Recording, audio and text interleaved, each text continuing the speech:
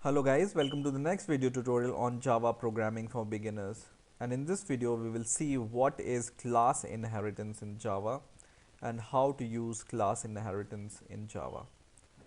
So classes in Java can be extended, and how they can be extended? By creating new classes which can retain the characteristics of the base class. And base class I mean here is the class from which we are inheriting. Now to understand it fully, I have a little diagram to explain. Now for example, I want to make a class which can calculate the area of some shapes. So it can be rectangle, square, circle or triangle or anything, right? So I can make a class called polygon because they share, rectangle and triangle shares a similar property. And what is this property? They both have width and height, right? So I can define two variables in my polygon class, and I can set these width and height of these values in this polygon class using a method set value. And in this rectangle and triangle class, I can create two methods which can calculate the area of triangle and area of rectangle. So the common properties which they both share, which is height and width, we don't need to define it in separate places in rectangle also and triangle also. We can define them at the single place, and we can use them using the inheritance property. And how you can know that these shapes or whatever classes you are going to make shares a inheritance property. So if the classes you are making have is a relationship, is a means, what I mean to say is a relationship like this. So rectangle is a polygon, right? And triangle is a polygon. So they share is a property in between them. So this relationship, whenever some class inherits from some other class, they share is a property or relationship. So rectangle is a polygon and triangle is a polygon, right? So let's go towards the code part of it. So what we are going to do is we are going to make three classes. So we will go to the package, one class, first class we are going to make, and I will call it as polygon, right? And I'm going to make two more classes, one is rectangle and one is triangle. So I will say this is rectangle class, and I'm going to make one more class which is going to be the triangle class, triangle. Okay, now in my polygon class I have what property in common? Both rectangle and triangle can have width and height. So I will define two variable which will be protected. And why they are protected, I have shown you, and I have shown you what is the meaning of access modifier. So protected, and then int height, and in the same way I will declare one more variable which will also be protected, which will be width. Okay, and I will define a method which will be public and which will return the area. So for example, we will return area in double, right? And so this in here, let's try to set the values of width and height for rectangle and triangle. Okay, so this will be void set values, and in here we will define int a comma int b, and whatever user will pass the value of a, we will just say height is equal to a and width is equal to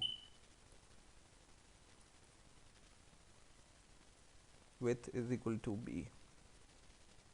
Okay, so by this method we are going to set the values.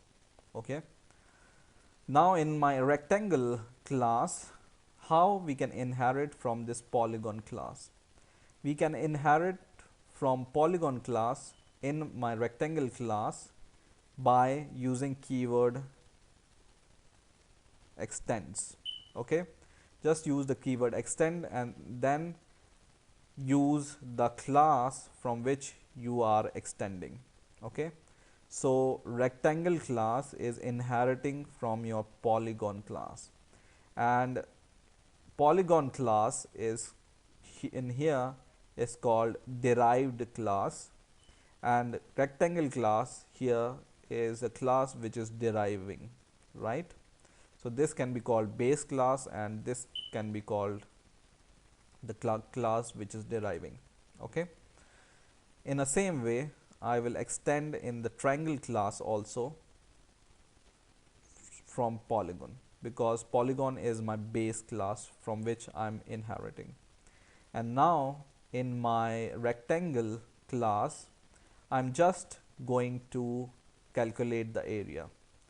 Now whenever or if you are inheriting from a base class to a derived class, then all its protected members and public members are accessible in your derived class. Okay, so these member height and width and set values are can be accessed by this rectangle class because we are extending from it. Okay, if this was these variables and this methods was private, then we cannot use them in other classes, but because they are protected and public method can be used in subclasses. So this is a subclass and this is a base class. So we can just define a method public, and this will be the area. So double area, and what this method is going to do, it will just return the area. So return height into width, and which height and which width we are talking about here, because we haven't declared width and height inside this class, in this rectangle class, right? But whenever you hover over and click on this height, you will go to the height in polygon class. Okay, so this height in polygon class is accessible in this rectangle class also. Okay, and width also from polygon class is accessible in the rectangle class also. Okay, in a similar way, the area of the triangle is half, so height into width divided by 2, right? So we will just divide it by 2. Okay, so we have everything. We have the area of triangle, we have area of rectangle, and we are setting these value via this polygon class. Now what we can do in our main method, we can use, or we can create the instance of rectangle class. So rectangle, rec for rectangle, is equal to new rectangle, and we are going to create the instance of our triangle class also. So triangle, tri is equal to new triangle, and then for calculating the area we first need to set the value. So we will set the value of first rectangle. So we will use instance of rectangle class dot set. Because we are inheriting from the polygon class in rectangle class, this set value method is also accessible in the rectangle class via its instance. Okay, that's why we can access set value method via this rectangle instance. For example, we have 10 and 10 width and height. Okay, in the same way we can access set value method from our triangle class, and this, for example, is also same 10 and 10 width and height. Okay, now we just need to call the area. So we can just write sys o, and from rectangle class we can call its area method dot area, and in the same way we can call the area from the triangle instance, which is try. And now when we run the program, we will get the answer. First is the area of rectangle, and second is the area of triangle. So we can just modify this something like this: area of rectangle is equal to plus, right? In the same way we can write area of triangle is equal to this one.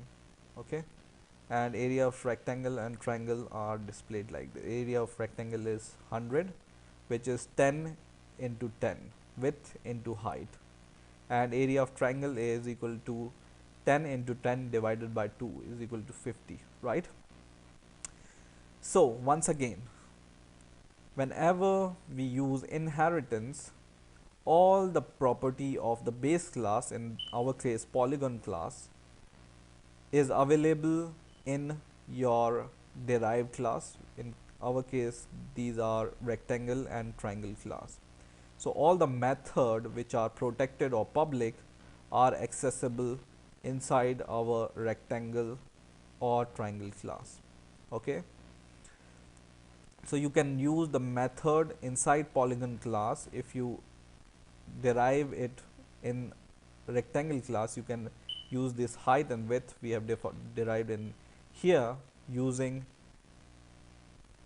this rectangle class, because we are extending from it. Okay, so in this way you can extend the property of polygon class to the rectangle class, and same is for triangle class. So I hope you have understood the basic concept of inheritance in Java, and I hope you have enjoyed this video. Please rate, comment, subscribe, and bye for now.